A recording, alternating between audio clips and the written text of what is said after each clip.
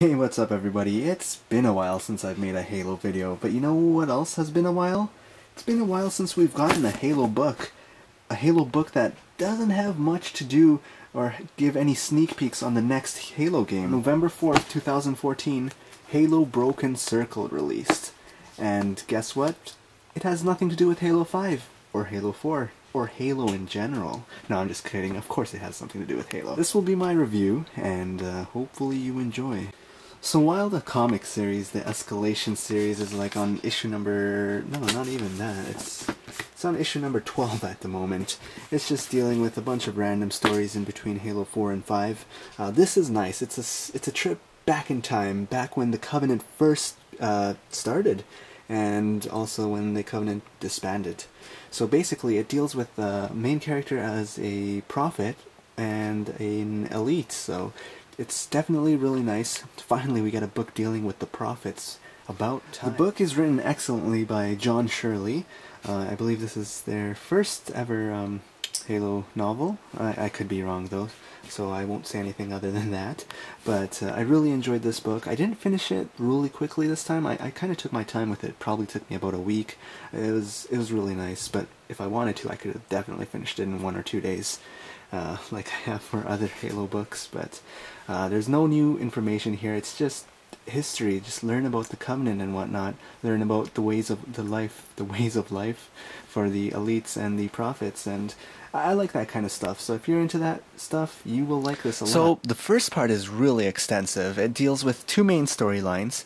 The first involving a character by the name of the Prophet of Inner Conviction, and his quest to retrieve the Forerunner items to help with the Great Journey and locate the rings, of course. And so that's a really nice storyline. You get to learn about the hierarchy and the government, the law that they have for the prophets, and how corrupt they are even then. And no matter what species, there's always corruption. You can't do anything. But yeah, betrayals, corruption, tough decisions to make along the way. And the second storyline deals with an elite. His name is Zealous, and he is a rebel. He does not want to join the Covenant, and in this time period, all the elites are joining with the prophets to form the Covenant. But this guy, he does not want to fall for this, and he is a wanted criminal. And so, Prophet of Inner Conviction, he has to hunt him down as well. In the prologue and later on in the storyline as well. So it's nice to see those two interact and whatnot. But yeah, so because he's wanted and they're out for his head, he needs to find a safe place for him and his people to live on. And he manages to find a very old Forerunner planet, and that's where he hides. And when he finds this new world, it's really amazing. I mean, we get introduced to some more new characters, like another monitor, and get to see what that monitor has been doing within its life and whatnot. And it gives us some juicy information about the Forerunners. Maybe not juicy, but juicy for the elites, and it's nice for us to read about it too. We get introduced to other elites from Zealous's clan. Some of them are traitors, some of them are younglings, hoping to be victorious in the future, just learning the ways of the elites, the Sanghelli.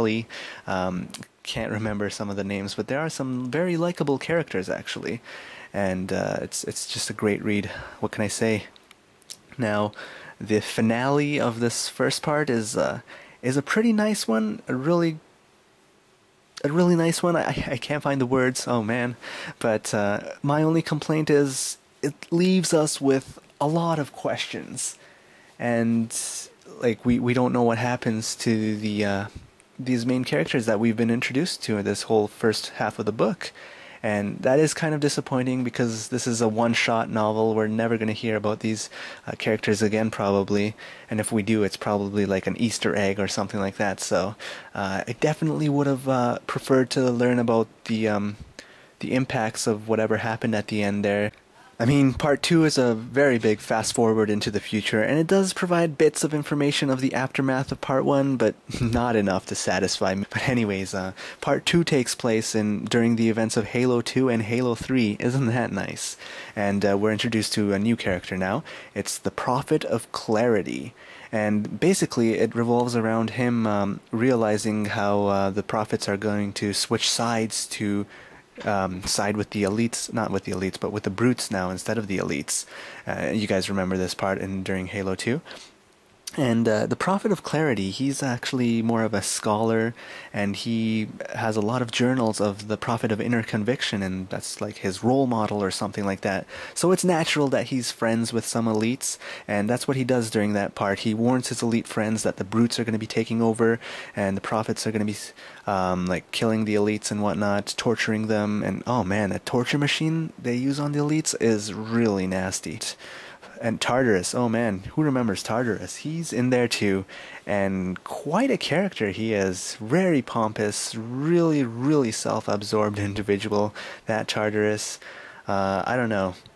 Do I want to read a book about Tartarus? I'm not sure. I mean, that guy is so full of himself. Anyways, there was another part in part 2. It was another storyline. It was dealing with the shield world, the broken circle. So basically the ancestors of Zealous, and basically Ebola has arrived in that planet. Not Ebola, but it's a sickness, a disease, and they're just dealing with that, and they're having clan issues and whatnot. Anyways, the end of this book, there's a finale. A happy finale, I think. To each their own, I guess. But at least there's an epilogue. That is really nice. But it dealt with characters that I didn't really care for. And so that part, once again, I was pretty disappointed. What happened to the Prophet of Clarity? What was his legacy, if any? I mean, those types of things. I want to know. But we will never know. Minus those shortcomings, I really did enjoy this book. It was just really nice to finally learn about the prophets and learn more information about the elites. Some of that stuff was stuff we already knew about, like how the children don't know who their father is and whatnot, and so I thought it was pretty enjoyable to read that kind of stuff again. Like, I knew the reasons, and later on the book would actually tell you the reason why and whatnot, and I would be like, yeah, I already knew that, but it's good to hear it again. It just shows that I'm pretty much on top of my Halo knowledge about the Sanghelli and whatnot. One of those professors from Glasslands would be proud of me, I think. No, but it's really nice learning about, as I said, the social power, the attitudes, and just to see how betrayal and corruption are just so prominent. How are we gonna get rid of that stuff? We can't. So sad, so sad. But if anyone is curious about the Grunt War, the Grunt Rebellion, the Great Grunt Rebellion, this book actually touches on that a little bit, more than what the encyclopedia did. So that's really nice. It was nice to learn about that, and sort of anticlimactic in my opinion, but hey, they put up a good fight. Anyways, there's no new books that are coming out in the future. There's just the comic series that just keeps on going. By the way, what did you guys think of the Didac and Master Chief fight part 2? I mean, this is the fight that we needed in the video game. The one in the video game in Halo 4 was pathetic. But basically, I think this might be the final issue of Escalation. Maybe, maybe not. I mean, there is an issue, quotation mark, 13. It's called Spartan Ops: The Janus Key Part 1. Releasing December 24th, 2014. I don't know if that's going to be a new series, like how Initiation was a new series, but maybe they're just going to continue on with Escalation. Anyways, Halo 2 had some nice terminal videos in the Legendary Master Chief Collection, or whatever it's called.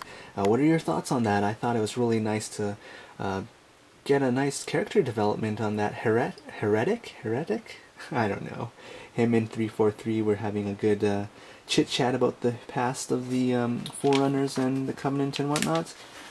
Good stuff there, good stuff there. Halo Nightfall is pretty interesting. What's up with that, actually? I thought that was going to be a weekly thing, but I haven't seen episode 2 in a while. Lots of bad reviews, but what can you expect? It's a web series. Just make us a video. Anyways, let me know your thoughts as usual. If you have bought the book or not, I definitely recommend you buy this book. You don't need to read any of the books to understand this. You just need to have some Halo knowledge. And if you've played Halo 2 and 3, that's great. You're gonna get some behind-the-scenes footage or information. So yeah, leave a like, comment, and I will see you all next time.